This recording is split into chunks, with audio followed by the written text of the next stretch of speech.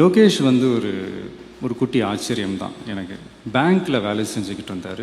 Cut பண்ணால் மாநகரம் நடுவில் அவர் ஃப்ரெண்ட்ஸுங்களோடு சேர்ந்து சின்ன சின்னதாக ஒரு ஷார்ட் ஃபிலிம்ஸ், அவ்வளோதான். யார்கிட்டையும் ஒன்றும் பெருசாக வேலை செய்யலை, பெரிய எக்ஸ்பீரியன்ஸ்லாம் ஒன்றும் கிடையாது. ரொம்ப ஆச்சரியமாக இருந்தது. அவர்கிட்ட கேட்டேன், எப்படிங்க அப்படின்ட்டு.